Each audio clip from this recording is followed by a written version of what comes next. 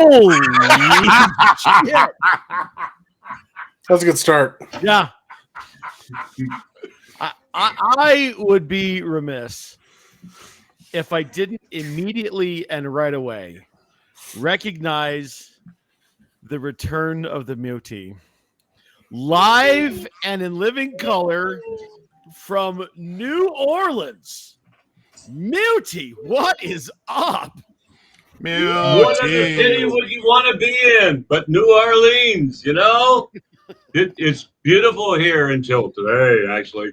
It's been 80 degrees, sun shining, absolutely stunning until the rain came today. But they need it down here, and they love it, and everybody's happy. Good. Is Nana okay back there? A wild Nana appears. This is when I hop in and fuck up Matt's intro. There's 4 of us in this fucking hotel room, and it's small. So right. There's going to be some ambient noise. That's okay. We're full and ready and prepared for it. Yeah, there's no ambient noise on normal weeks. Right. Yeah. That's kind of thing. You don't hear dogs or kids or my wife threatening the both of them. Yeah. Threatening to hang the dog from the ceiling. And there's been some drinks. Yeah, and some drinks. Well, welcome, ladies and gentlemen, to My Brother's an Idiot, the abbreviated intro edition, because I just had to launch right over to Milty right away because this is so fucking cool. Been too long since you've been on the cast, brother. We appreciate you. As you may know, I am Matt. I'm King of the Goons, and let me kick you around now. The rest of the squad, also in NOLA, gracing us with her presence. There for work, right? MJ, how you doing? yeah, the rest of them tagged along for my fucking work conference. I fucking loved it. I invited them, but they walked around New Orleans while I had to do work shit all day for 3 days. But yes, I'm back. Hi. Hi. Good to see you. And I'm with Milty. And you're with So Milty. can you imagine anything better than that, to go to New Orleans, to have a free hotel room and not have to work? Right? That sounds pretty good. Yeah, I'm good I got with that. screwed in this arrangement. And the bitching will never stop. All right. Moving on, holding down the fort in Extreme Southern Command. He is the owner and proprietor of Knox Nostalgia Collectibles. Coming in off the bench, a little bit wounded in the old illness department. He's on his questionable on the report that Schefter released yesterday. Tank, what's going on, brother? Yeah, late start on this one. I'm doing all right. You know, coming off of last few days, feeling like I'm swallowing pine cones covered in sandpaper, but I'm doing all right. I'm recovering. That's definitely an image I didn't need. Thank you very much. I appreciate that. Good to see you, man. It's an image I didn't want to feel. Right. And finally, rocking the Bug Lady shades. He is the man we've named the podcast after. He is the Kaiser, the Goldagoon. Is that the old Avalanche Nordiques sweater? Yes, it is. There you go. That's Well, not not either of those Nordiques. franchises. Yeah, that's the That's Colorado Rockies. There you go. He is my brother, Goon. And I am here. Figured I'd go with the original since, we've got the old crew back together again. All right. This is exciting. Even if it's only for abbreviated, I'm doing it. And I have done this once before on the podcast. I'm breaking it out again. The reason for the shades is because if it's after dark already somewhere, tonight I'm joining them. And I don't drink, so this is my version of after dark. That's the sunglasses look. I am after dark. After dark with a hoodie. That's I like it. Fucking right. Go abs, baby. All right. And more muttering from the Nana. Awesome. Epic. All right, let's get into the agenda for our intro. We've got something a little bit new. If you watched any amount of Monday Night Football in the 80s, you remember a commercial they used to run in the middle of the game called You Make the Call by IBM. And they would show a play and then ask you to make the call, show a couple commercials, come back and tell you what the call actually was. It was one of me and Milty's favorite bits of part of that. Because like we'd sit there and watch and go like, oh, this is cool. Which one is it? Talk about it. So what I've done is I have concocted 3 scenarios that are unusual in football. And I'll read you the scenario. Well, I'll tell you the scenario, and then I'll go around the horn, and you each will tell me what you think the call is. And I'm going to finish all of these with Milty because he knows more about the game than all of us put together. So I'm not going to give you guys any helpful hints by having Milty go first. Sound good? I'm in. Let's do it. Okay, here we go. Death Star Ice, guns up. Let's do it. Scenario number 1. The Raiders on 4th down punt the ball to the Packers. One of the Raiders gunners has the ball bounce off of his head because he didn't see it. So it's way up in the air, bounces off of his head. Packers player picks it up, runs for about 10 yards, is tackled. In the tackle, he fumbles. The Raiders scoop and score. Tank, what's the call? Question. So, no, anyway, sorry. Frank, go first. I want to hear. Yeah. Well, I was going to ask a question too. Yeah, go ahead. Why did it hit him in the head? Was he too close to the returner? As he was running down, it was a short punt, hit him in the head. The Packers punted? No, the Raiders punted. The Raiders punted. Okay. Yes, it bounced off of a Raiders player helmet downfield. Technically be called down by contact where it hit the Raiders player initially. Mark? Yeah, I'm going to agree with that. The initial touching of the Raiders player, if he was on the ground, means that is where the ball is in fact dead. And none of the rest of it matters. MJ? Cheating on the Raiders. 5-yard penalty. First down. I'm with it. Always. Cheaters! Cheaters! You gosh darn no good cheaters! Sorry. Milty? I have to go. I'm getting past shit here. I have to go with previous 2 guys. I think once it hits the same teammate that punted the ball, it's done. Plays over. You're all right, and you're all wrong. The play's not done. So at the point of the initial touching by the punting team, the very worst thing that can happen for the receiving team is the ball is placed at the spot of the initial touch. Had the Packers player scored, they would have counted the touchdown. There you go. Ooh, is that a burrito? Look at the size of that burrito. My wife loves me. Look at this fucking burrito. All right. There you go. Okay, Good that job. was fun. All right. I enjoyed that. Let's do it again. Next one. Stand up and go. What is Oh happening? my God. What the hell is going We're on? having a over there? reenactment of what happened yesterday. Get off it. Oh God. She's going to the bar. Michelle's going to the bar. Oh. Yeah, everyone else got I didn't. Me and her didn't get to go drinks. So she's going to get a drink. Okay, fine. But she didn't- Go get one.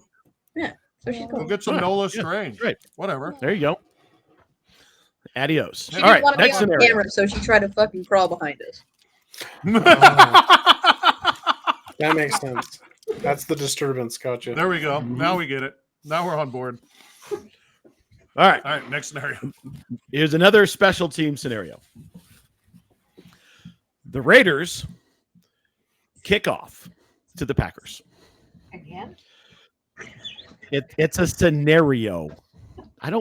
Would you keep the peanut gallery down back there? Good Christ. You knew it was going to happen at least once. Again? At least once. We should have put an over/under on that. Anyways, Right. continue. The Raiders kick the ball off to the Packers. Beginning of the game. The Packers returner, thinking that the ball is going to carry into the end zone, lets the ball go over his head. The ball lands at the 1-yard line, and because it's an oblong football, it actually comes back into the field of play, or back towards the field of play. Never actually went into the end zone. The Packers returner turns around, goes to jump on the ball. It rolls over towards the sideline. As he jumps on the ball, he simultaneously retrieves the ball and his feet are out of bounds. Oh, okay. Mark, what's the call? I was muted because I was eating my burrito. I missed a little bit of that, but I'm going to say that the call is down by contact at the one and illegal touching has to be a penalty. So you've got a half the distance to the goal line. The team that is the offense will get the ball basically half yard line with 99 and a half yards to go. Final answer. MJ? Cheating by the Raiders. 5-yard penalty. First down. Also, that probably happened too. Okay, so they haven't changed the waive rule yet, but if he waived it off, they can kind of make a decision there. But because he touched it while he's out of bounds, it's actually considered a kick out of bounds. So it'd be placed on, what is that, the 40-yard line? But that doesn't apply if he touched the ball. If It does. Player touched it. If his feet are out of bounds when he makes contact with the ball, it's considered a kick out of bounds. Milty? It's at the spot. Receiving team ball at the spot. Tank is exactly correct. It is considered an out-of-bounds kick, and the ball is taken to the 40 by rule. This actually happened in 2013 when Randall Cobb did it on purpose. Yeah. Oh. He waited for the ball to stop, and it was still in bounds, and he stepped out and then touched it. Mhm. Wow.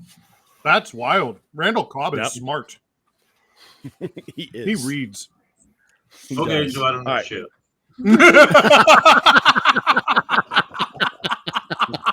That's why it's unusual. Okay, final one. Broncos are playing. Fuck the Jags. Who cares? You just changed the teams just because Nana called you out. Yeah, I didn't want to hear about it. Again? Broncos are playing the Jags. Broncos are on offense. Over the course of a play, that's a passing play, there are 2 flags thrown. One for holding against the Broncos, one for illegal contact against the Jaguars. After the play, one of the Jaguars punches a Bronco, and he is thrown a flag. Tank, what's the call? The first 2 are waived, and then the unsportsmanlike conduct is applied. Mark? I defer to Michaela for a second. MJ? Cheating on the Raiders. 5-yard penalty. Still first down. So technically, I think it would be both of the initial fouls void the play out, but then the after the play stuff would add a 15-yard personal foul to the end of the run. Therefore, it would be 1st and 10 Broncos. Bilty? Yeah, I think I'm saying the same thing, that the first 2 penalties are offsetting and they will enforce the bad one. I'm not running out of any burrito anytime soon. This burrito is going to be like an everlasting gobstopper. It's so good. The correct call is that. Yes. Offsetting penalties, because the personal foul happened after the play, it is the one that is enforced. Had the flag for had the infraction for the personal foul been committed during the play, it all would have offset. Yeah. So there you go. Good job, guys. Wow, That's that 3. was fun. Let's do that again. I'll start digging through all the unusual shit I can find. Yeah, maybe not even necessarily just with football, with basketball shit, Mm-hmm. That was fun. All right. Let's move that. on. Did you like it? I'm not sure. You're not making yourself clear. Let's move on to news. It was a good time. To news and results from the NFL. And I don't know if you watched it, and I certainly watched most of it. The Denver Broncos did not look very good. Sack of shit game that was. Yeah, I'm just going to kick this over to Milty because I know he probably has some strong opinions here. Well, before you do that, I do want to say you do know that I watched some of it because you know exactly how much I watched. We were sitting right next to each other. I'm aware. We didn't make it through the whole game either. It was too goddamn hot. Fucking so hot in those seats. Yeah, but I want to hear Milty's take. Yeah. Milty, Russ didn't look very good. What the hell happened? You could say a lot of the team didn't look very good. So I will start with defensive coaching or lack thereof. I don't understand why. I have to restart. I don't understand why we have to put up with this Vance Joseph garbage that we had him as a head coach, right? Once in the past. I don't understand why we had to bring him back as a defensive coordinator where he doesn't have a whole lot of success necessarily NFL wide across the board.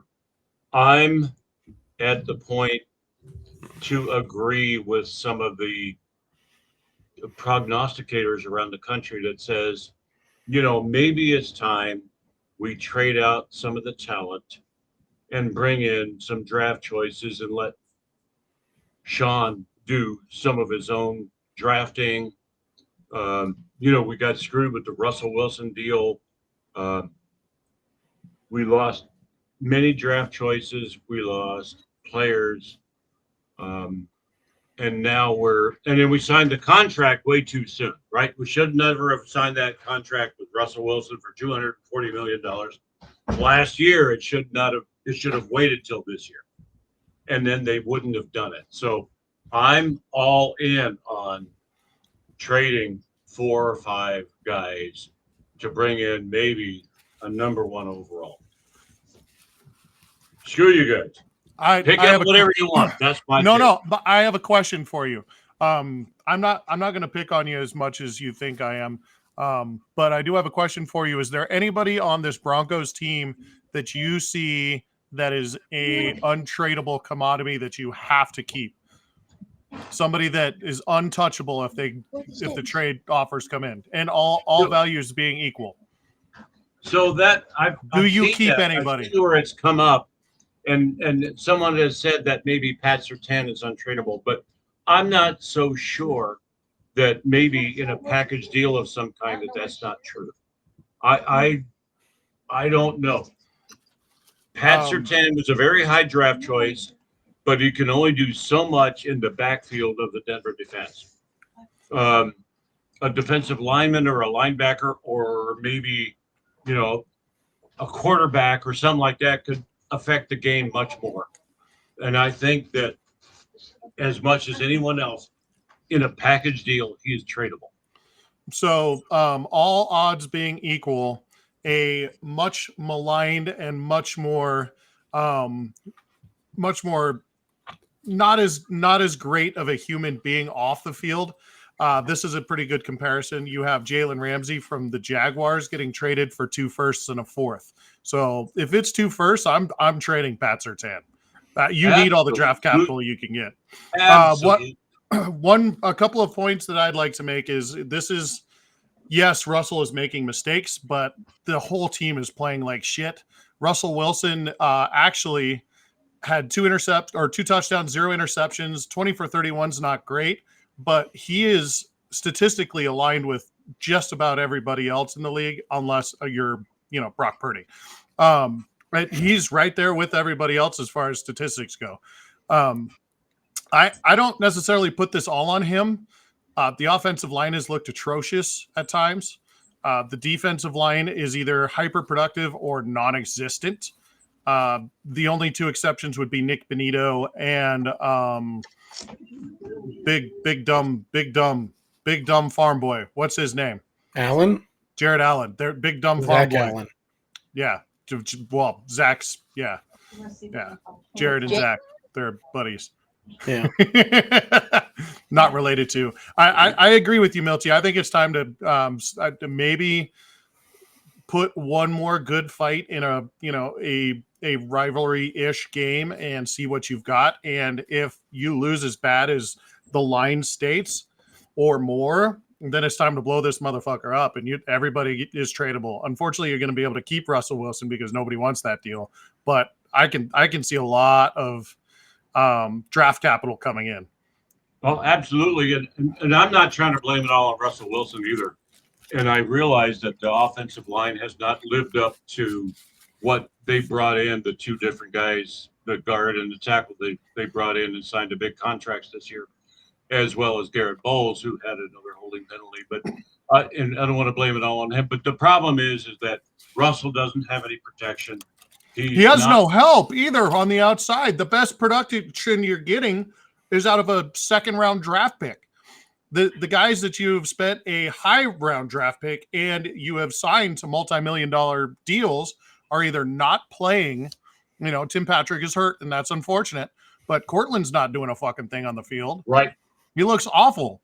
And Jerry Jeudy is doing more off-the-field damage than he is anything on the field. Both of those guys are no-shows as far as I'm concerned. Cortland had, 2 fumbles in one game, a couple of games ago?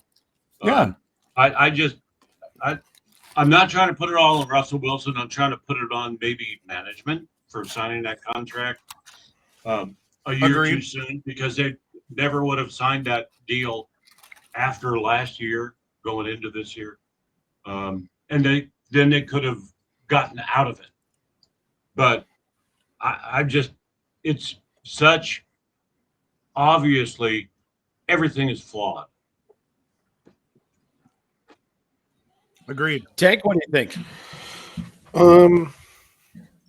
I agree. I don't think anybody's untradeable on this team, really. I think if you go for less than, I think, multiple picks, including a first round for Surtain, that's a bad move. 2 first minimum. That's what I'm saying, because it's basically a lateral move at that point at best. With his talent to basically cover half the field when he's schemed properly, you can't lose that without getting something in return. And he's in a rookie deal. Exactly, especially he's on a rookie deal. I think Russ, weirdly enough, is tradable. I think there's a couple teams that might be interested with Russ.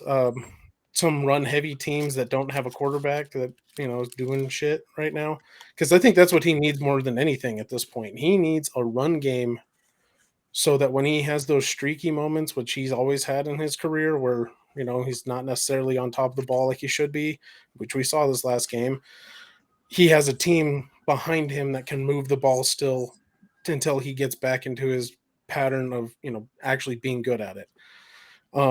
Jeudy, I think, will get us high draft pick because the skill is there, the talent is there.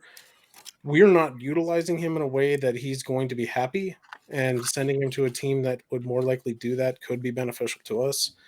We're not going to get anything for Court. He's going to be a cut next year, I think. And we're just going to have to eat that, unfortunately. But yeah, we have enough young talent that's getting some interesting experience, whether or not it's successful or not. They're getting some experience, so maybe that's good for the future with all these, the need for a lot of the younger talent to, play a lot more than they intended to. Could be good in the long run. They need to get rid of Vance Joseph. That his scheming is so incredibly ineffective that it's absurd. Everyone's talking like we got rolled by our former coach here. Yes. And no, they went, how terrible were they in the red zone? They had 2 touchdowns in this game.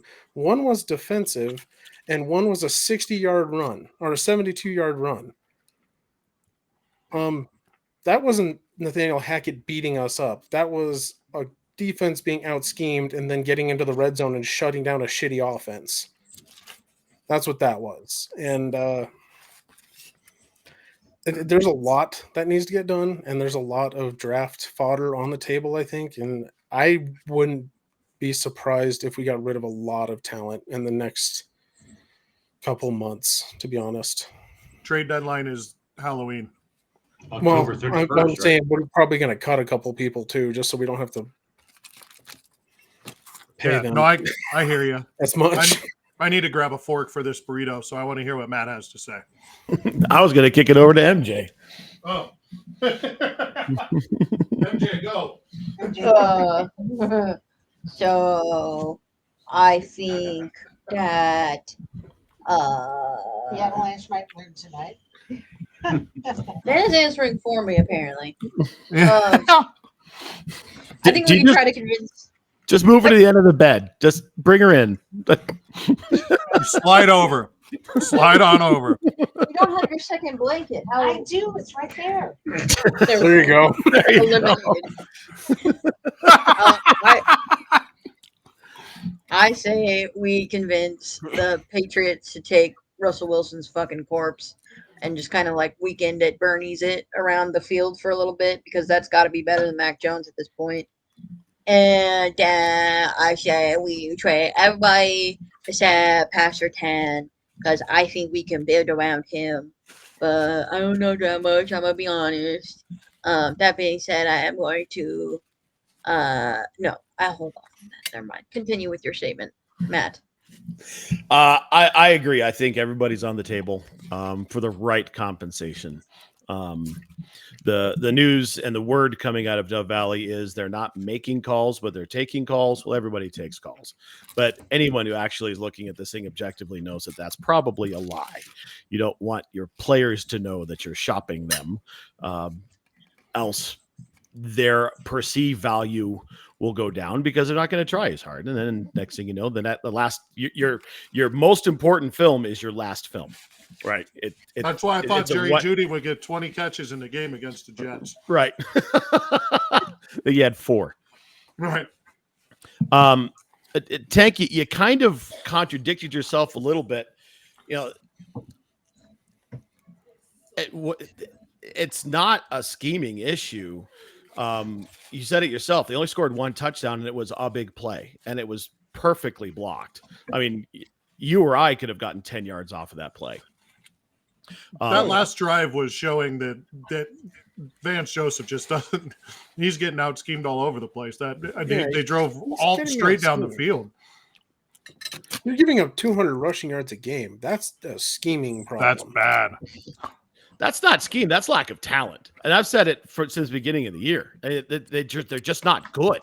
You don't have a defensive line. Mike Purcell is my age. Your defensive ends, when they're allowed to rush, especially early in the game, are relatively effective, but you've got nobody on the back end. Alex Singleton does not look like what he looked like last year. Josie, thankfully, is back, but he doesn't look anything like prime Josie Jewell. The other corner is awful. Damari's a rookie, and he's going to get torched left and right. That's just going to happen. He looked a lot better in this game, though. He looked a lot better in this game. He did look better, and I think a lot of that was in run support. He was tackling really well. Yeah. That's also a competition gap. They didn't have a second receiver to beat him up. But still, he just looked like everything was in front of him this game, and that was the first time I've seen that this year. Right.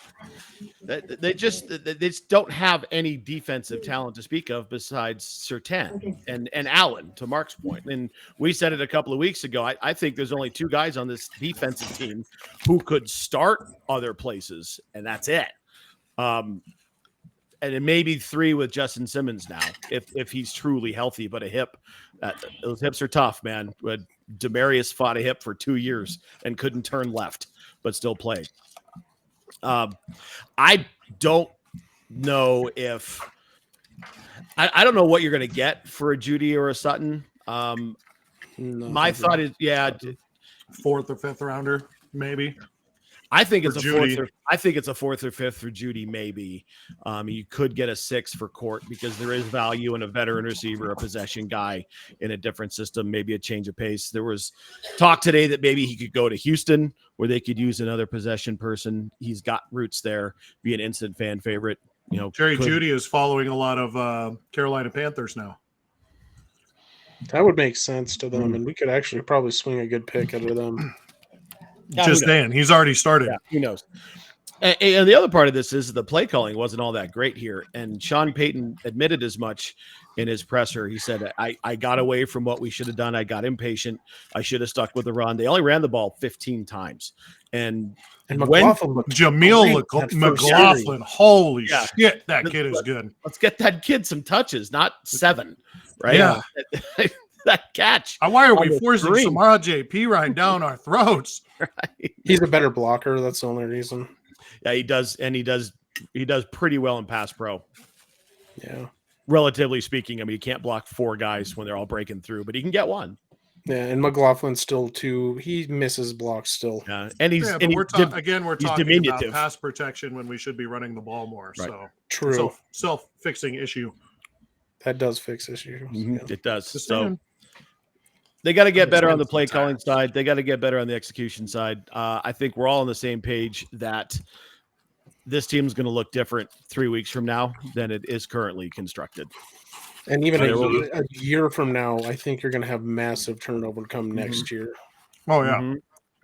Yes, absolutely.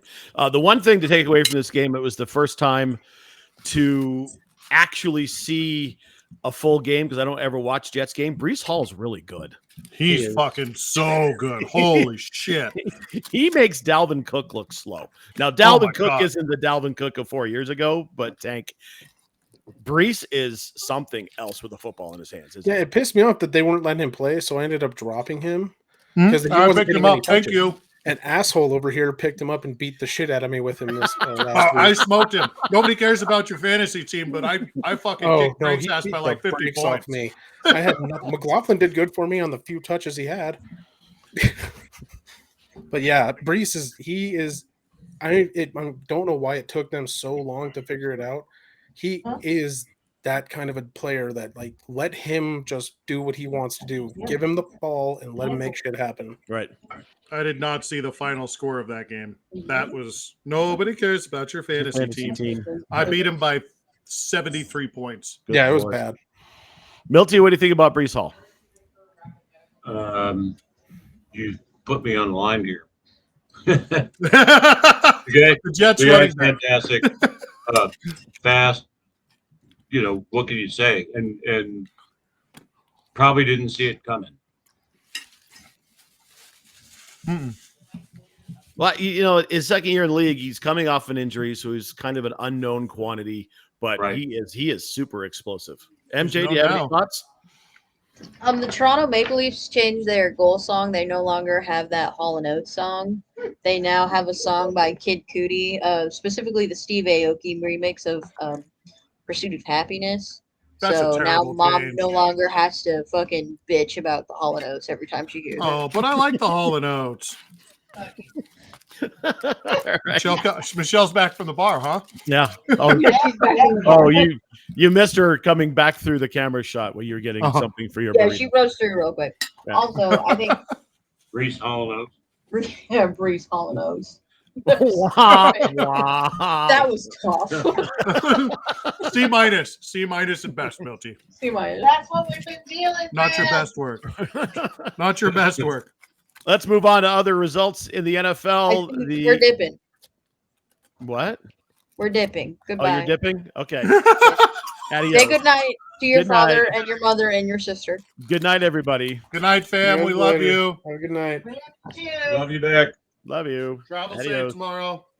We will. You guys Head have flaps for good everybody. times. Flying tomorrow. Okay, bye. Let us know if you have head flaps. We will let you know on flap status. Thank you. Okay, bye. Flat status, huh? I should have Michelle known. with the Jesus Christ. I should have known that Nana was going to be in there and couldn't keep her damn mouth shut. I was just very glad That was it funny. stayed at like a PG level. Yeah. Oh, And yeah. It wasn't an accidental, we were good. We were good. Wasn't an accidental boomerism. Oh my God.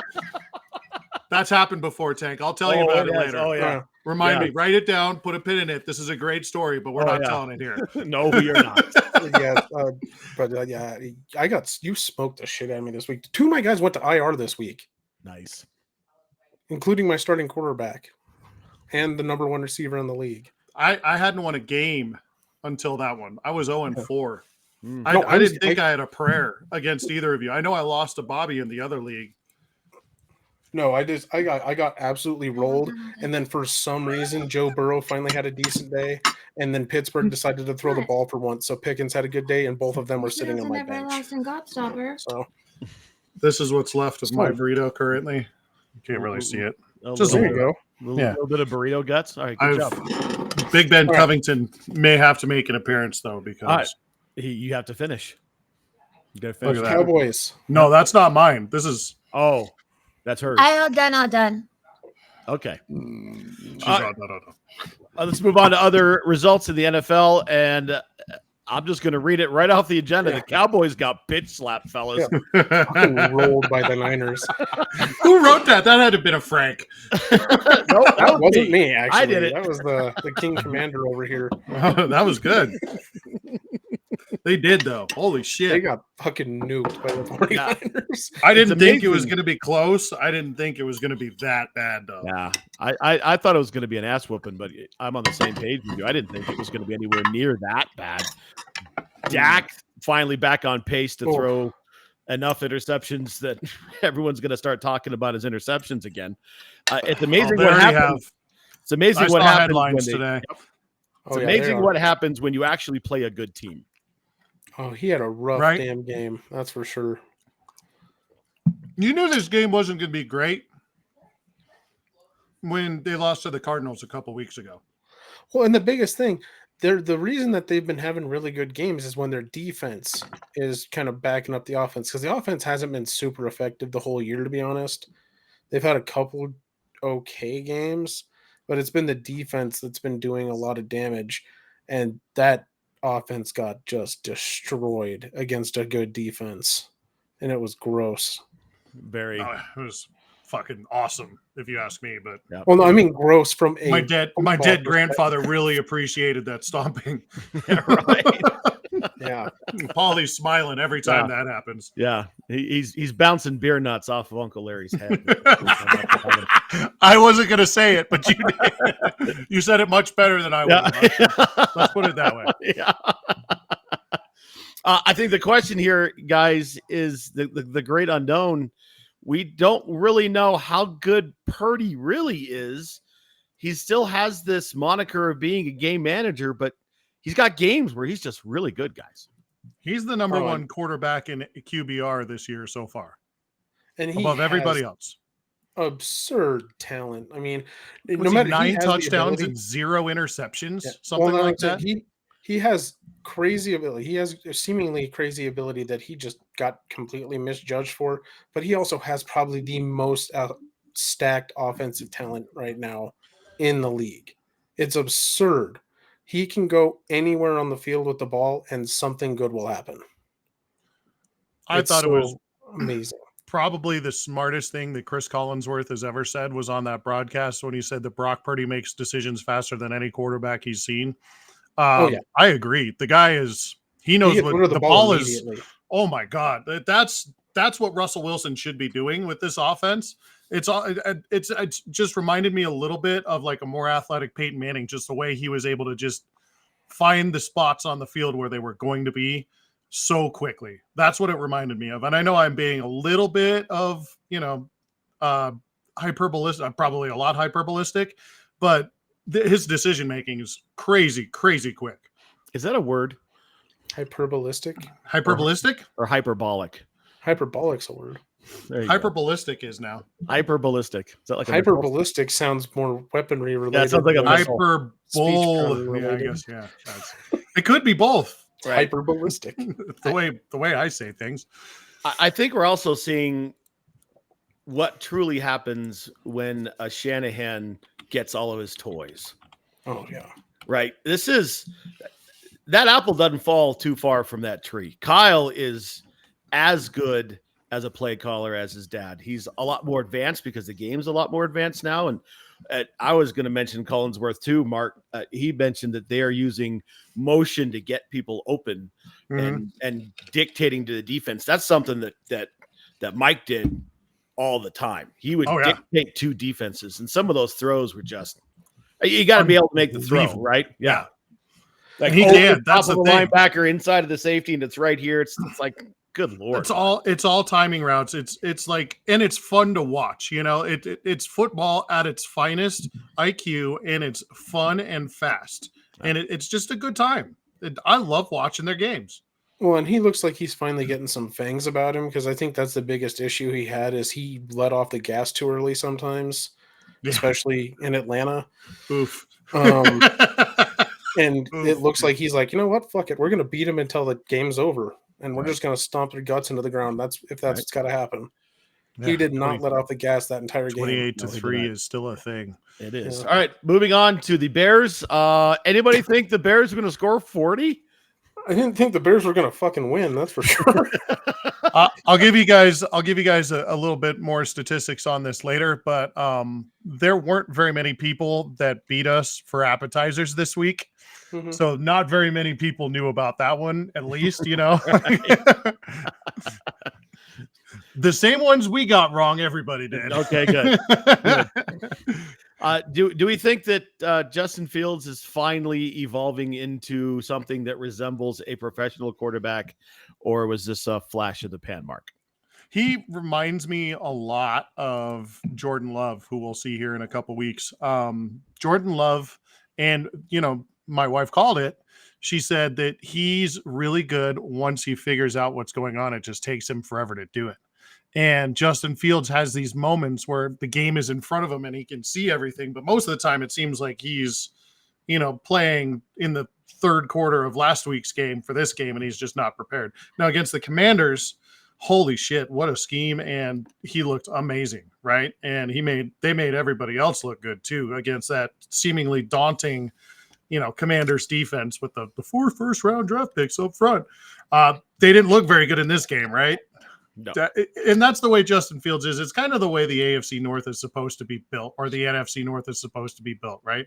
A bunch of quarterbacks who they don't really matter to their team as much as the rest of the team is supposed to be team ball. It's kind of like the NFC, the AFC, you know, the big AFC, I guess.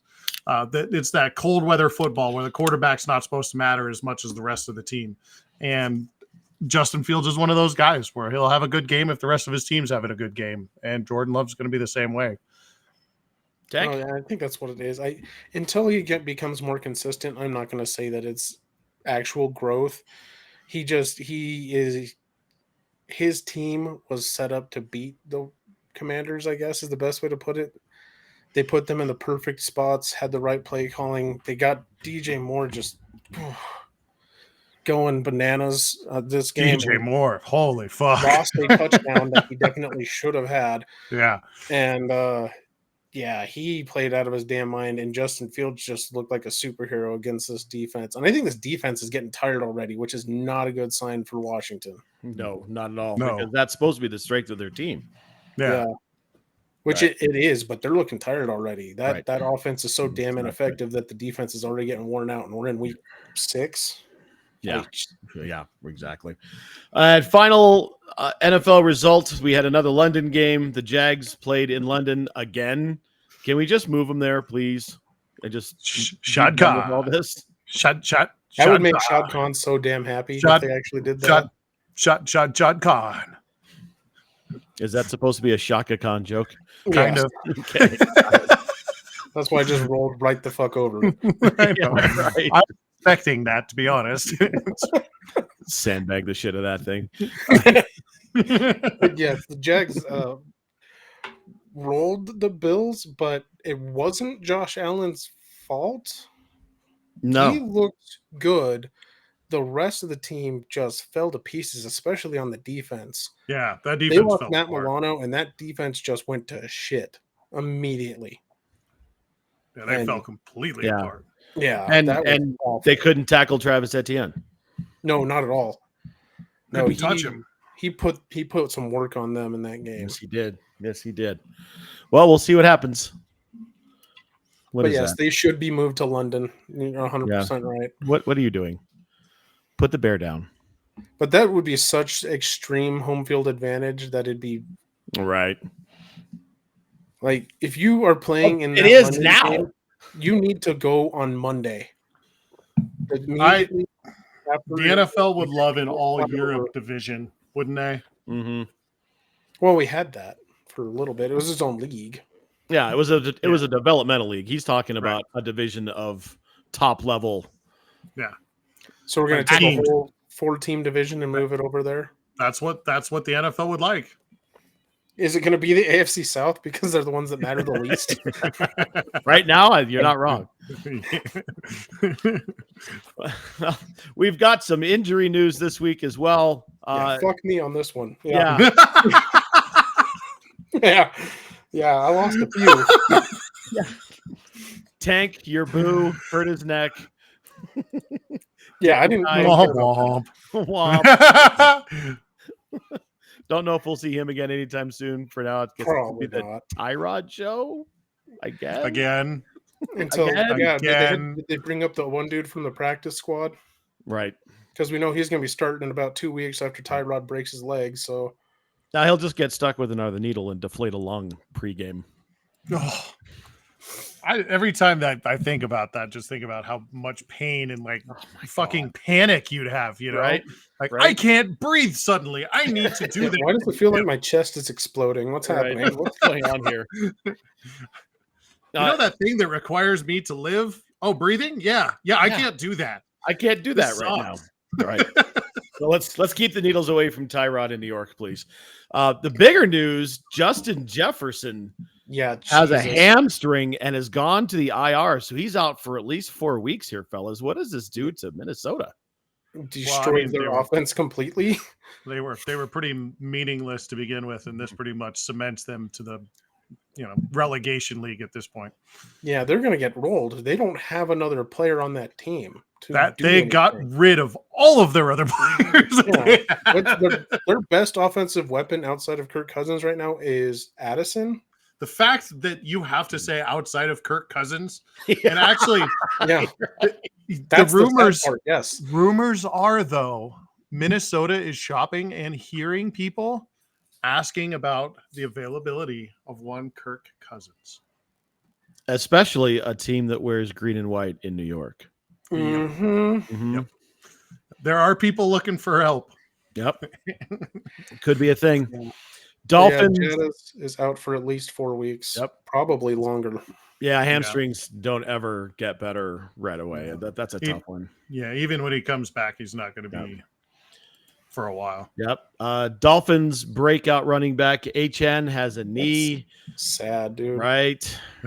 He was looking so good. Yeah. Such a shock. It was such a feel-good story. Came out of nowhere, broke onto the scene, was just running over everybody, including the goddamn Denver Broncos. That's what started this tragedy. Killing spree. Right. Killing spree.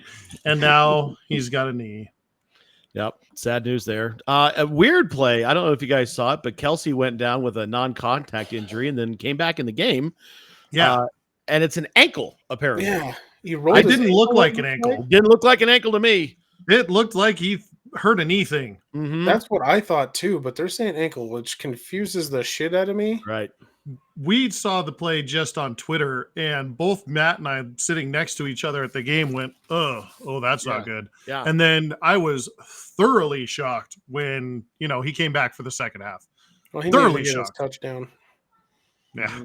Had to get his Taylor Tutty. Taylor Tutty. I think you're accurate on the first swing. Yeah, right.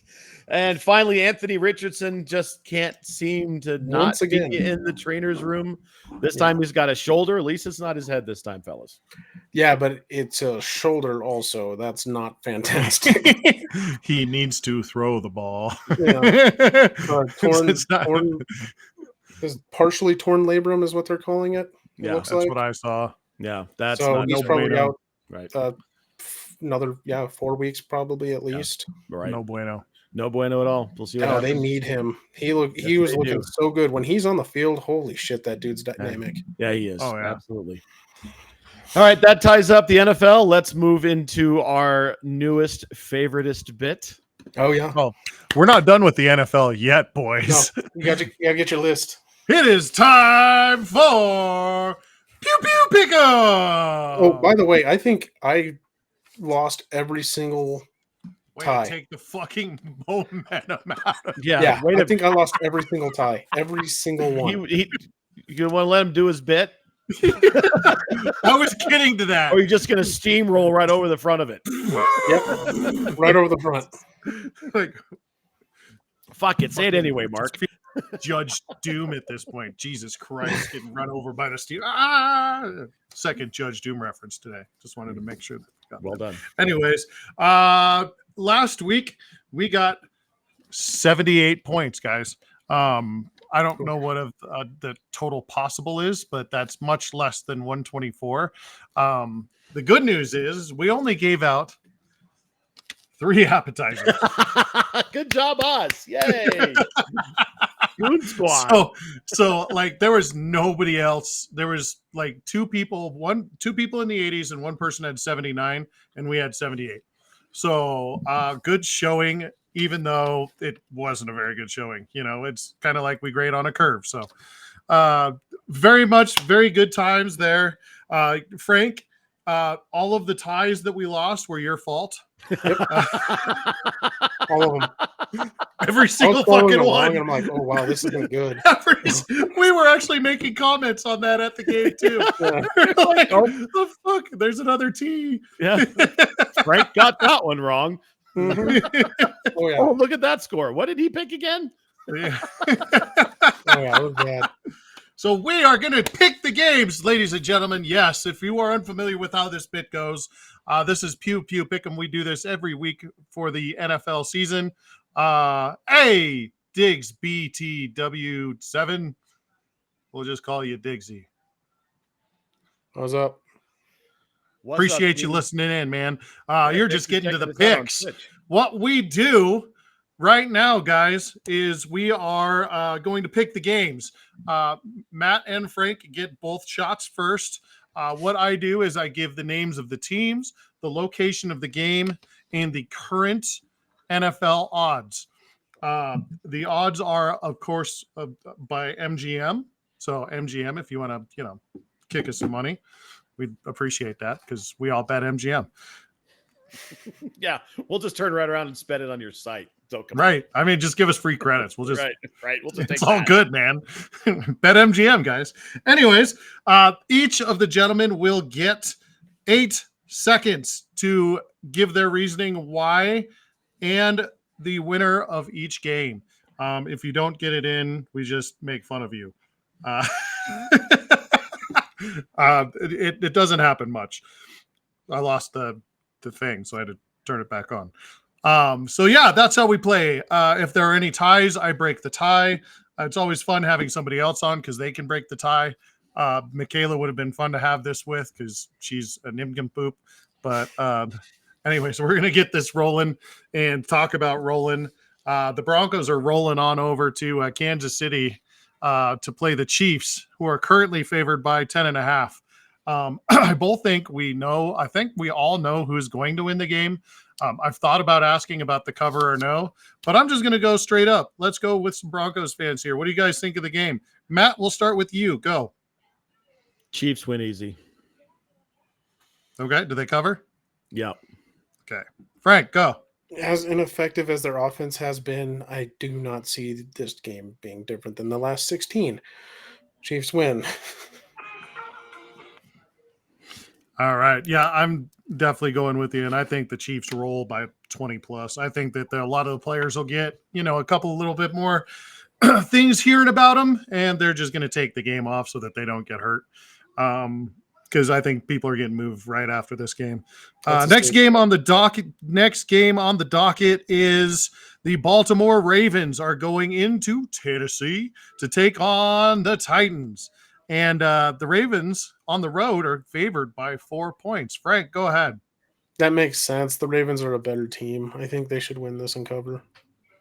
Matt, go ahead. Agreed. Ravens win. Ryan Tannehill money. Let's just all remember that, shall we? Going with you guys on that. He's one of the future landing spots of Russ Wilson, potentially. It is Ryan Tannehill money, guys. Next game on the docket, the Lions are going on the road. They're going to go down to Baker country. Baker's Buccaneers are 3-point dogs at home. Lions are favored by 3 on the road in Tampa Bay. Matt, go ahead. Baker Mayfield is trash. Lions win. I love that take. Jesus. I love that take every time. Every fucking time. It's so good. Frank, go. Baker's having a decent season, but Detroit is a better team. They should win this. I completely agree. Baker seems to be winning some games in Tampa, but I think people are just still in the holy shit Baker Mayfield phase. That division is trash. The Lions are a legit team this year. Next game on the docket, speaking of this one's ugly. We're talking about another Florida game where in Miami, the Carolina Panthers will go visit, and the Dolphins are favored by almost 2 touchdowns, 13.5. Frank, go ahead.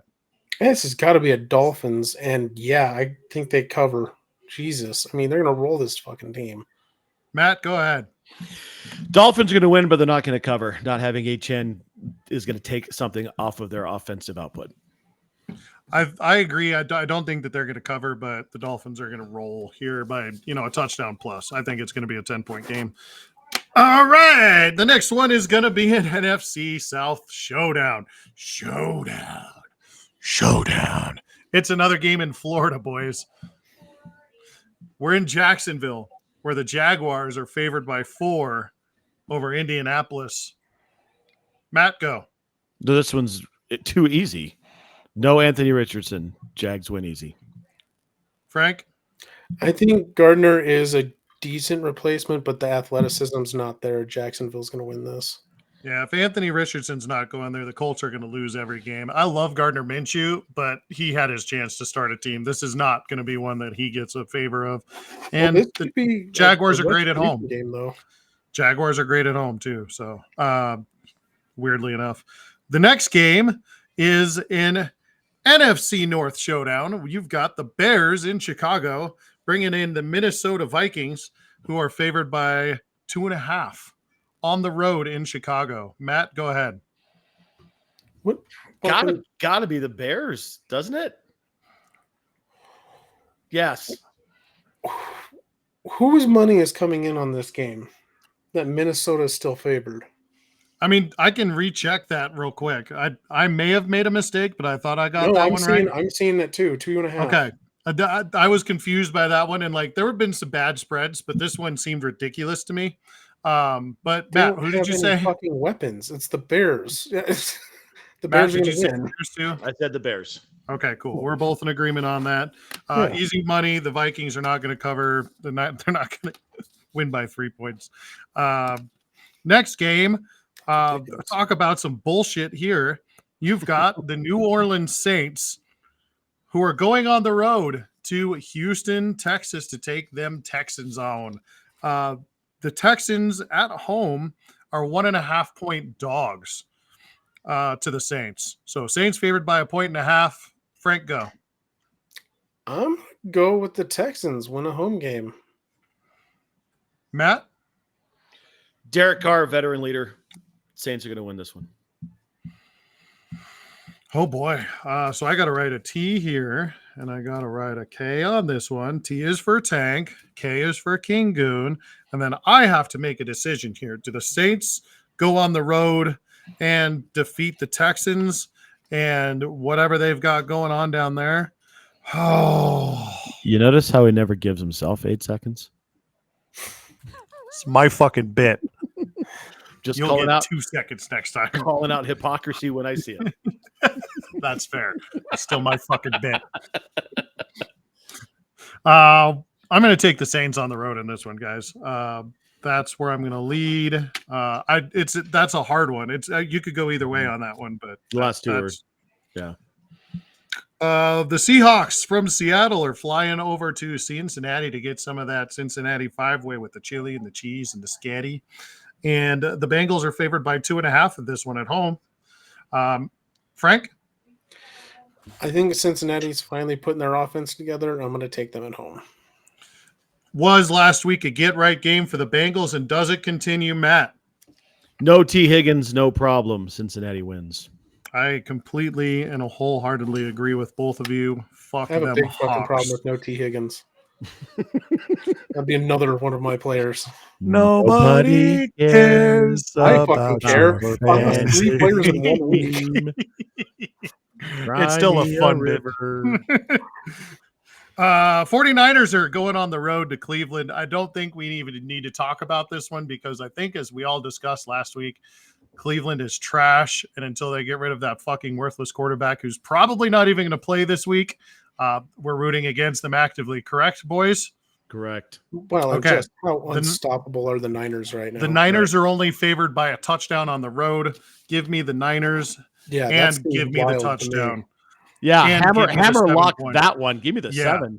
Fuck yeah, that's what I'm saying. Yeah. Fuck that shit. And they don't even have a pretend real fucking quarterback in fucking Cleveland. Fuck the Browns. I'll give Fuck more 'em. points. I'd take 10 on that one. I try not to take sides in this one, but anytime the Browns are involved, until that bastard is gone, I'm just going to root against them actively and atrociously hard. Almost like I hate the Raiders. It's that level of hate for the Cleveland Browns right now.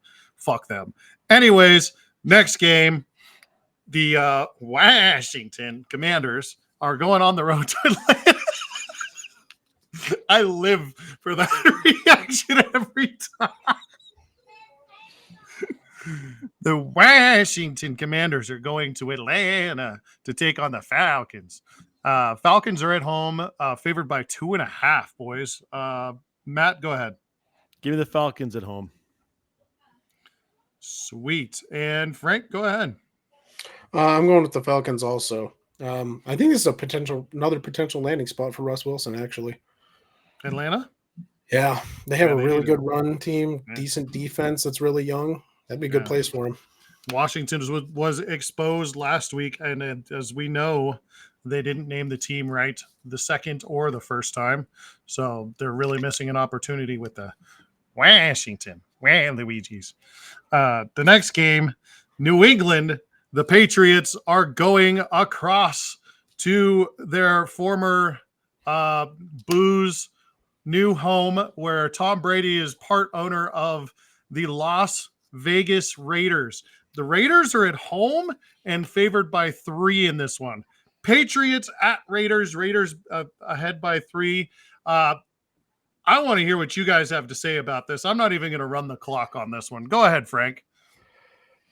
God, it's so difficult. The Patriots have 0 fucking talent on that team.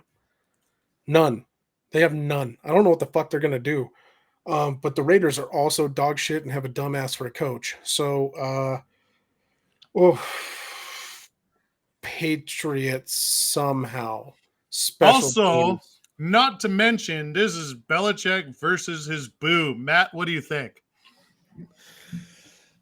McDumbass seems to do well against Belichick, and Mac Jones is trash. Give me the Raiders. I knew the Mac Jones' trash was going to come. Pick against me, by the way, on this. Yeah, I'm definitely I'm circling the Raiders, but my heart is with the Patriots on this one because I hate the Raiders. So there's a little heart above the Patriots on here. You can. I hate. By the them way, all. I don't even want a T next to the Patriots. Yeah. Oh yeah, there's a T here too. Okay, right. Anyways, next game. The Cardinals are getting out of the desert, which is good for them. They're going to what? This is weird. Both of these teams have left St. Louis before. They're taking on the Los Angeles Rams, who are favored by 7 at home against the miserable Cardinals. Matt, tell me what you got on this one. Matt Stafford is better than Josh Dobbs. Give me the Rams at home. Frank? Yeah, better talent on the Rams. I think they get this one. I agree. I And don't I know think if they they're covered, going though. weirdly to. enough. I think they would cover at home. That's the only reason is because they're at home, and the Cardinals are just trash. They're chippy, This is actually an interesting game for me now, just based off of the way the season has gone. The Philadelphia Eagles are on the road in New York, taking on the Jets, who obviously beat the crap out of us without doing much on offense except for rushing the ball down our fucking throats for 4 quarters atrociously. The Eagles are on the road favored by 7 points. So they've got a touchdown in New York. Who wins this one, Frank? Nathaniel Hackett gets exposed for the fraud that he is again. Eagles win. Do they cover? Yes.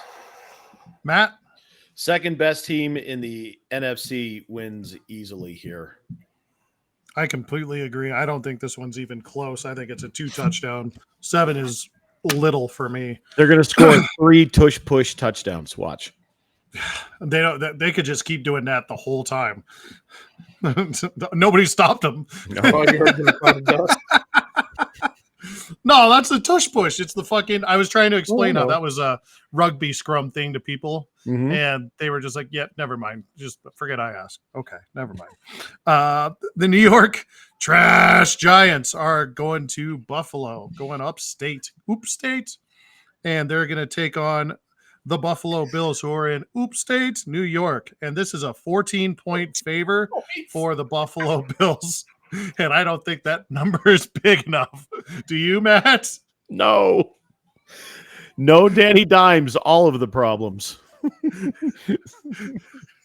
This could be a 30-point game. Frank, are you going to defend your former boy? Fuck no. And he's not playing anyway. So Right. He's got literally no hill. There's no hill to plant his flag on for this one. they are going to miss Milano, I think, but I don't think that's going to be a big enough impact to change this game.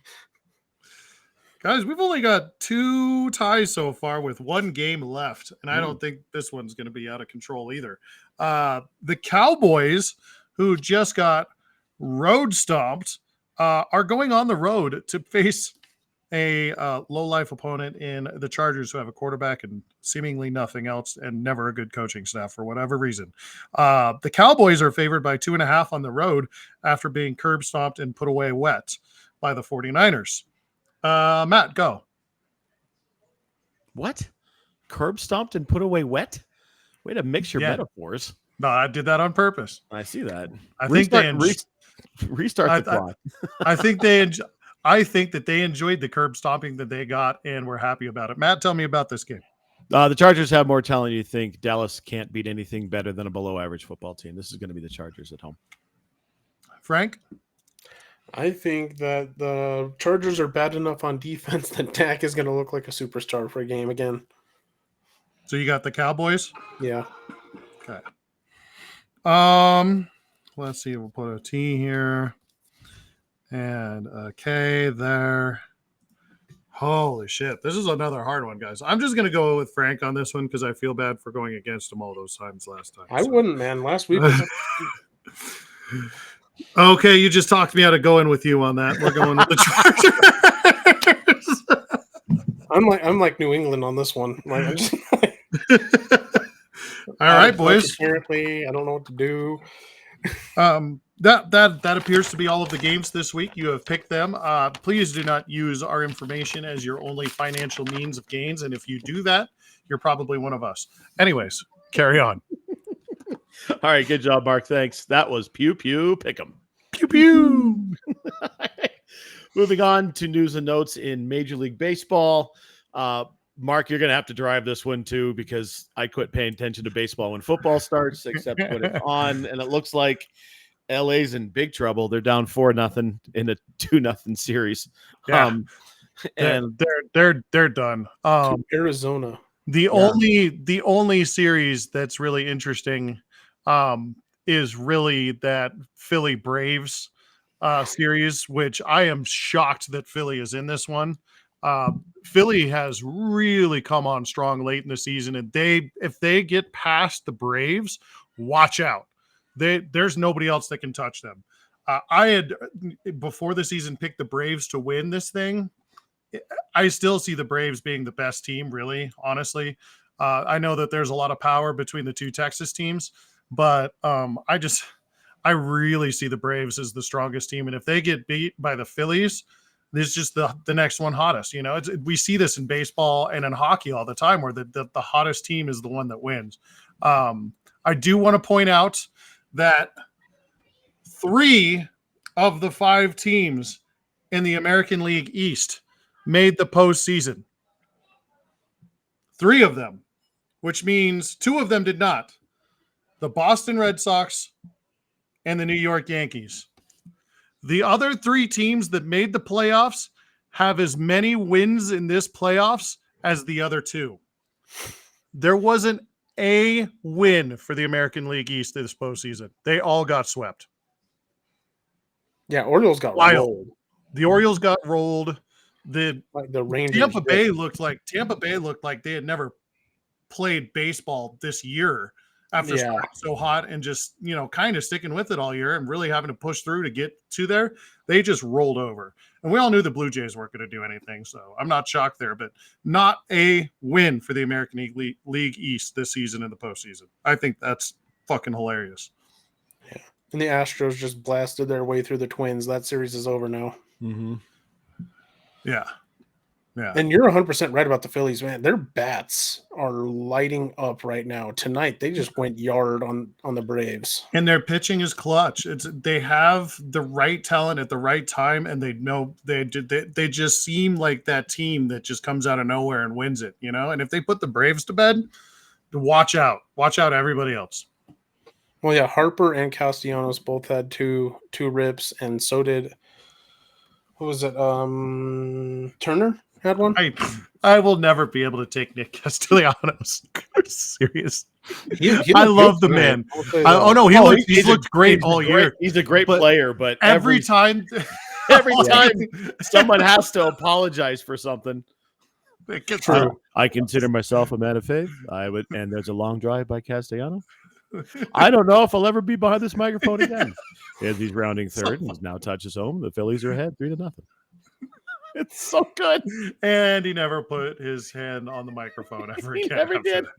He never did. What an asshole. And the funny thing is that's happened to Castellanos twice. At least twice that we know of. Right. At least twice that we know Legend of Nick.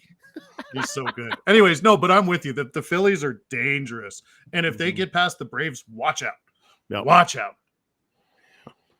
And the Dodgers are just getting fucking rolled by the Diamondbacks, which does not really make a lot of sense. But when you see what happened with Diamondbacks late in the season and their pitching kind of showed up finally, that's how they're beating them. They're closing the Dodgers out with very little run support for the Dodgers. Yeah, and the Dodgers have always been put together kind of like the Yankees were in the late 90s, where it's, all the money, but how well does the team gel with all that cash?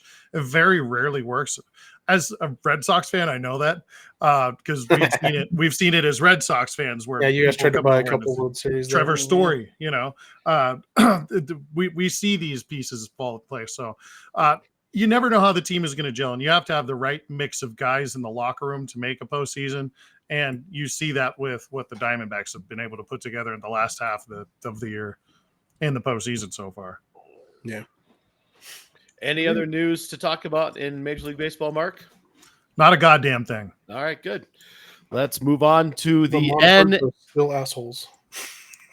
That's a given. That hasn't changed. That hasn't changed. Let's move on to the NHL, and they have finally dropped the puck on the regular season. Woo! Games last night. Colorado, I think, dropped the puck probably like 12 minutes ago. Yeah, something like that. Yeah, they were waiting for 8:05, I think. Yeah, they were waiting for the game before it to get over. But before we get into the news of the NHL, we do need to mention that longtime ESPN analyst, famed mullet, one-time coach of the LA Kings, took them to the Stanley Cup Finals in 1992 with lost to Patrick Waugh. Barry Melrose has announced that he has Parkinson's and is going to retire from ESPN after a 30-year career behind the microphone there. One of the smartest hockey minds that there is. I, for one, will miss his ability just to break down film and talk about it in a way that you don't have to be a hockey nerd to interpret. It was really good at bringing hockey to the masses. Go ahead. Sorry, I didn't mean to jump in. I thought you were done. To me, he will always be my comparison of somebody who makes the game approachable, like John Madden did for football in the 90s. Melrose was that guy. They could put him in front of the microphone, and he's just got that Canadian nicety to him. He's just such a swell dude, and he was always so dapperly dressed, and always had the hair slicked back, and he just seemed so approachable. He had that one run with the Kings. After that, they kept trying to get him back into coaching, and it went awfully every single time. But watching him break down hockey and watching him break down like fashion and stuff too. He did a lot of other things, and they had him do like football takes and that kind of fun stuff. He had a soothing voice, and it was very interesting to hear everything he had to say, because you knew his opinions were his own and nobody was going to stop what was coming out of his mouth. It wasn't going to be controversial, but it was going to be fun. And we'll miss that. Well, ESPN will miss that. That was a big part of what they did. So, Yep. Tank. Yeah, I agree 100%. It's unfortunate, but hopefully the suffering's not too dramatic, and he can get his health in check, and maybe there's a chance at some point he comes back, but it's just unfortunate news. Yep, for sure. So lots of warm feelings sent your way, Barry. Yeah, man. Certainly miss you on the small screen. Spend as much quality time with your family as you can, for sure. Absolutely. Leading into today's game, and it doesn't look like they've actually started that game yet. They have not. Yeah, Sarah is flipping through, and they were interviewing a Kings player on the ice. He didn't look like he had played, so he's in his gear, but he's not real sweaty. He doesn't have that like no, yeah. Well, you can actually like see the hockey stench just coming off of the pad. There's no stink like hockey pad stink. Scratch and sniff your TV for that smell. Yeah, absolutely. Oh. But the Abs did add a little bit of depth to their blue line, bringing in Caleb Jones, the lesser known of the Jones brothers, to add a little bit of depth to the defensive side. Triffin. What? Are we getting? Oh, I didn't get anything. Triffin, yeah, I am losing a little bit of weight, but I'm definitely not putting on a new filter. I love you, buddy. Triffin's got a text. We love you, buddy. All right. He's an okay addition, but they did need another stick back there. So there you go. They also added Druin and Tater and Tatar. Tater. You got a Makar and a Tatar. But we need the defense, so I'm good with that. Oh, absolutely. One. Yeah, sure. I think they made great moves to make their depth more depthy. And, by the time until hopefully they can, it's going to be good for them this year. And as Peyton Manning said on Monday, Vegas is only borrowing the cup this year. They got to give it back to Denver at the end of the year. There you go. Peyton said that on the Manning cast. I don't know if you caught that. I did not. I'll see if I can find the clip and send it to you. Right. It's pretty cute. Nice. Oh, I was in Nashville. Couldn't watch the game. That's why I didn't see it. There you go. All right.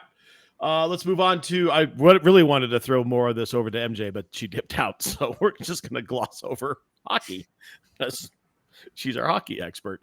College football, CU's lost a close one against USC, then came back to win against U of A. First, guys, I want to touch on USC. They look like they've got some issues as an undefeated, don't they? They look beatable for sure. Yeah, absolutely. You saw that defense kind of fall apart. And they don't seem to have the protection that they would like around their stud quarterback. Which is weird because they're supposed to have one of the better lines in college football. So And CU has one of the worst interiors on the defense in college football. They looked terrible. That was back when I had hopes that Caleb Williams could be a Denver Broncos quarterback. Right. Those hopes We'll have been see. dashed by the Bears. Dashed. They were dashed. 2 weeks ago. Damn it. Yeah, and I'm really looking forward to seeing a USC Oregon game because I think that's going to tell us a lot about both of those programs. At this point, I think Oregon crushes them, but who knows? They could. Agreed. Some more rumblings around the future status of one Shedeur Sanders. Gentlemen, simple yes or no. Do you think he sticks around for 2024? Yes. I haven't heard any of this stuff, but I'm going to say he does. He's enjoying the ride too much. Mm-hmm. Well, and give him one more year, and if he turns the stats that he's doing into 2 years worth, that's a top 5 pick in the NFL draft. Number And one pick. That's a number one pick. The only reason I think he holds on is because he's currently not the number 1 rated quarterback. There's one guy in front of him right now. Mm-hmm. Yep. He looks just talking about him. Yeah. Yeah, he looks really good. Extraordinarily good. Yeah, he looked amazing versus Arizona. Yeah. Yep. What were we going to talk about? Oh, so Coach Prime's not happy. Yeah, Coach Prime not happy. So he came out in his presser and said, "I'm happy with the win. I am mad about our performance." Good stuff to hear from the coach, don't you think? He sounds like a coach. Yeah. Well, and it makes sense. He expects more out of the offense than they gave. That's the biggest thing. That's exactly what you want a coach to say, right? I'm glad we won. We're not done improving. We still have shit we got to work on. Right. We're not perfect. That's what you want a coach to say. Yeah, exactly. It's The work's not done. Good coach speak, and the coach is continuing to bring in talent that is not a panda bear. They locked down another 5-star edge rusher yesterday. I forget And a quarterback? The quarterback's coming to visit. So they had the number 1 2024 quarterback in for the USC game, and the number 1 2025 quarterback is coming in for the Stanford game. Oh, okay, cool. So that looks. I mean, it's all about recruiting, right? And that recruiting class is looking better and better. Yeah, absolutely. And we may get Travis back this week. That'll be good against Stanford. Yeah. They're gonna need him because the last game and the next two are the ones you have to win if you ever have a hope of going to a bowl game this year, because the schedule then is going to get harder, and you've got to be able to win the games you should win. That just reminds me, I think I want to bet on that already. That UCLA game or the Stanford game? The Arizona State game, because wasn't that their 4th win? Oh yeah, anybody who took 3.5 won. That was me. That's what I'm saying. I didn't even realize I won the game already. Yep, that's I won that one. Yep. Yep, they covered the 3.5. Thank you, Vegas. Yeah, absolutely. All right. Anything else about the Buffaloes, fellas? No, they're looking good, and good recruiting. I think they're going to be dangerous for a couple of years here if Prime sticks around. They're going to be dangerous as long as Dion's running the show. Yeah, because nobody recruits like that guy. No. It's unbelievable the way he's been able to turn that roster over, and has turned the entire college football world on its head through use of 1, recruiting, and 2, the transfer portal, and just completely changed the roster. So good on him. Keep it up. 11.5-point favorites against Stanford for Friday night. That's a big number. That's a big number, but they can do it. They can do it. Yeah, Stanford's not that great. No, they're 1-4, I think. Yeah, they're bad. All right, moving on. They're like, thank God we have baseball bad. Yeah. That's true. Moving on to the National Basketball Association preseason tipped off yesterday.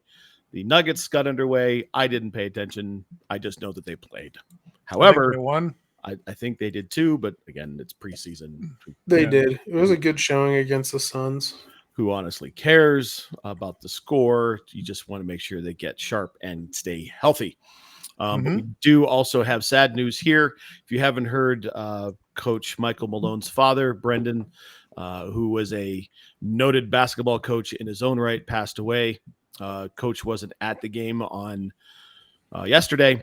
Adelman took over as head coach, so Michael Malone could be with his family. So our thoughts and prayers and condolences go out to the Malone family.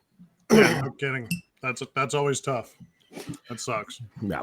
And aside from that, we don't have any other news in. Oh, I guess there's one other thing. It's not really a big deal. unless you care. But Joel Embiid is now said he is going to play for the United States in the Olympics instead of his native Cameroon. That's wild. Can't beat him, join him. Yeah. I mean, that's good for the U.S., I guess. You can't beat him, join him. Right.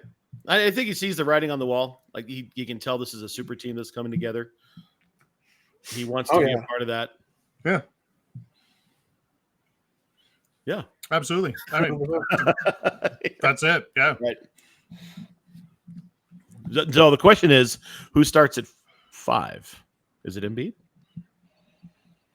It would have to be, right? Yeah, I think so. If he's part of the U.S. team, he'd be the number 1 there. Yeah, I can't think of another one that would be on that dream team type of team that would be that guy. The only other person for other teams. Well, the only other person that you can think of, because it's LeBron's team he's putting together, is his teammate currently. But oh god, which he might make the team. Just saying, that's that's another superstar, quote unquote 5. So true.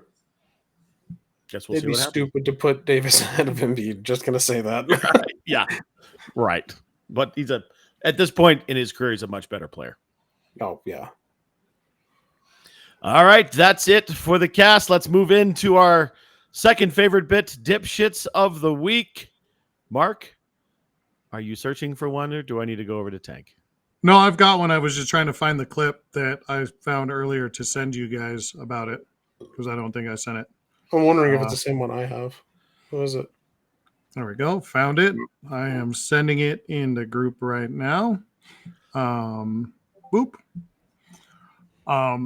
It's political, but not. Tommy Tuberville made an ass out of himself because a couple weeks ago they were talking about Biden's trip to Europe, and he said something about, I can't wait for the guy to fall over. He was leaving his plane this afternoon and took every stair to the ass on the way down the fucking jet. Hilarious. That man used to be a football coach. Oh, every single one. It's every single. Well, and you didn't hear the music. You got to hear the music in that clip. That specific clip I sent you, because they do the to-do. Oh yeah, yeah. They give you the drum line for. Oh yeah, there it is. Wait for it.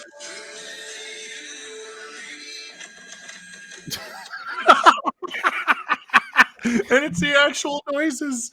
Oh, that's funny. So cheers, Tommy Tuberville. Way to not be able to walk. Fucking moron. Tank.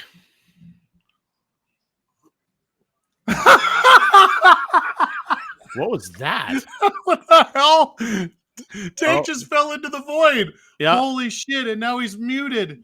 Oh no! Are you there? Am I good? Yeah. Okay, you're good. Okay. Tank! Oh god! I accidentally the stepped on my Matrix. mic cable and ripped it right the hell out. Your camera disappeared too. Yeah. Yeah. It just gave us a. All right, we're good now. Tank just fell in the abyss. No. Right. Mine is college football related also. Mine is Mario Cristobal. Oh, that was mine. Go ahead. With I knew somebody was going to take it. Sadly, favorite teams, the Miami Hurricanes. This downfall has got to fucking stop.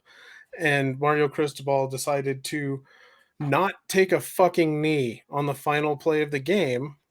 And Georgia Tech turned that into a fumble recovery for touchdown. And that guy's a dipshit.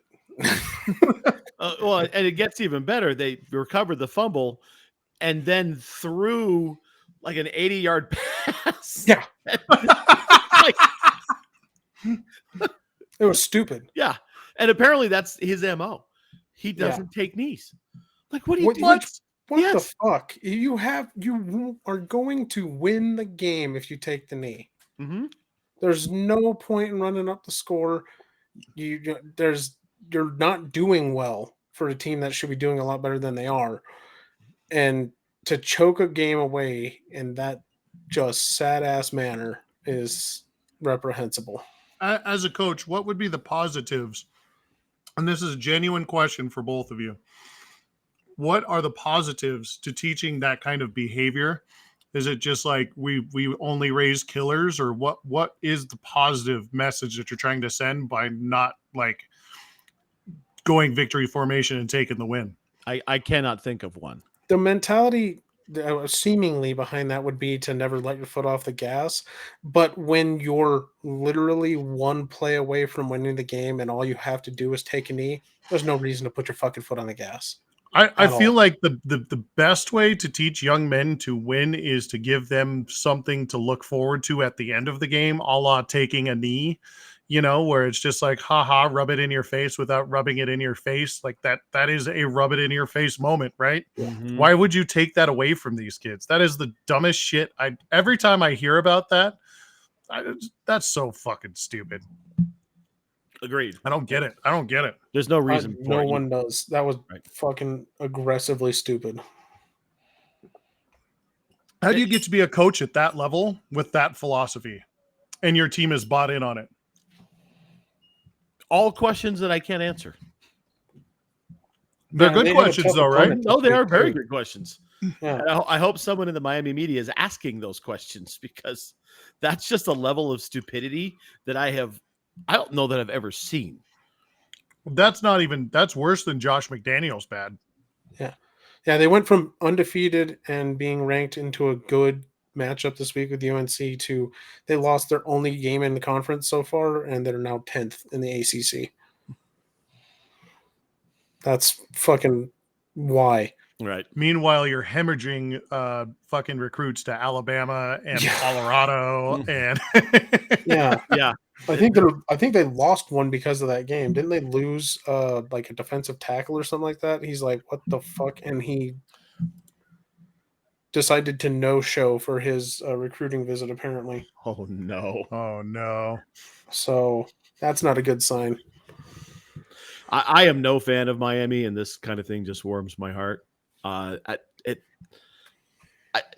get it sometimes, and it's not ever at this high level. So I consume a lot of football, and a lot of the football that I watch is youth football. And when I'm on the sidelines as the president of our association, sometimes I have to remind a coach, hey, coach, you only have about 45 seconds left. Just go down, because they're in it. They're not really looking, not really paying attention. And he's a volunteer. This man is paid millions of dollars, and it's football 101 for a high-level coach that's your job. I believe he is the highest paid coach in the state of Florida, if I'm not mistaken. Probably. Jesus Christ. How do you get to that position doing this kind of shit? He was a bad hire from the beginning, so I Mhm. don't know. No, absolutely. Well, good. That blows my fucking mind. He can just be my dipshit too. Fuck him. He gets double dipshit duty, as far as That's happened a few times. It hasn't happened in a while though. I think that might Right. be the first double dipshit that we've had since we started doing lives. Maybe. We've also had the double dipshit where it's the same person on different weeks. No, that's been a Mhm. couple times, yeah. Kyle Yeah, Keith. that's happening. What do you think? Defensive is important. He fucking puzzled that shit the wrong way together and forgot to add a verb. Yeah. that was a brain jumble I that have to just provide spilled context out of his now. mouth. I have to provide context now. Oh, Shot score. There we go. Abs just All scored. right. Shooting lanes open makes my job pretty easy. About the importance of this game, you guys had lost in Minnesota, Calgary, right there in second place in the West. How much importance was defensively for you here tonight? Yeah, we just want to keep going. what a wild fucking mouthful of nonsense. And the fact that he didn't, the athlete just didn't look at him and went go, straight into coach speak shenanigans. Just Oh, like, yeah. I think that defense is important for us, and it was a fun. He did not listen to the fucking question No. being asked. And if you No. look at him, he's not even listening at all. He's literally zoned and looking like that and waiting for the guy to stop talking because he heard the keyword defense and that's it. That's Yeah, all he right. heard. He was like, all right, ready for cliches, ready Yeah, for prepackaged statement on the ready. yep. Should have given him the old Joker. What? it. There's a parade. It's a parade. Did you guys see Did you guys see Media Day? I mean, we talked about it, I think, but just to talk about it a little bit more, the Joker questions they're asking him. Was this the best summer ever because you won a championship? No, we played for a month and a half extra. I love him so much. Oh, so good. So good. All right. Well, let's kick it around and do final thoughts, pimping the things. Tank, start with you. Yeah, you can obviously find me here every week and on the NTK podcast every other week and on Idiot Scramble at least once a week. And soon our own YouTube channel. We would have been live on it yet, but we do not have the authority to go live yet. Apparently you have to apply to do that. And so that application is in standing right now, and we'll be live on there next time we meet up on this podcast. Besides that, you can find me at Tank Knox or Knox Nostalgic Collectibles on all of the socials. Mark? Yeah, looking forward to this weekend. Big weekend for us, myself and the missus, Duchess Bobby, who joins us on the other podcast, runs it for us and does an awesome job. We got married almost a year ago today. Today is the 11th, so we've got 4 days till that. So we're going up to the mountains. We got an Airbnb Airstream, one of those big fucking things with the stuff in it, and it's in the middle of Conifer, in the middle of the woods. And we're just gonna crash out there in the middle of the woods in a big fucking trailer, and it's gonna be awesome. Just the two of us and the dog for the weekend. So nice. First anniversary for us. We're pretty excited about it. So. Hell yeah. Sounds like a good time. There you go. That's pretty much all I got. That's it? Yeah, all right. Well, like Tank mentioned, you can find us on the opposite weeks on the Nerds That Know right here on this very station. Haha. I don't know. Close. Close. Just trying it on. How did it sound? Not very good. Didn't. Same bat time, same bat channel. It seemed very forced. Yeah, it was pretty good. But you can reach us on all of our socials. You can find My Brother's an Idiot on Facebook. Just search for that. Find the black logo. Click the link and we'll let you in. Mark's Twitch, Twitter, and TikTok are all at Poffeltime. You can find me on Twitch and Twitter at Poffelopicus. And my TikTok's at King Goon Smoke. And there's that fucking bear again. His name's Pierre. Oh. At least he's not Gene Mingo. That was forced. We hadn't gotten to him yet. I know we hadn't. I thought Milty for sure was going to throw him. I know. I was waiting for it. Once he didn't do it, I had to go AWOL. Right. Like I don't go AWOL anyways, but. Right. Well, for all of the gang, especially Milty and Dipshit in NOLA, it was nice having them on the cast today. For stop it.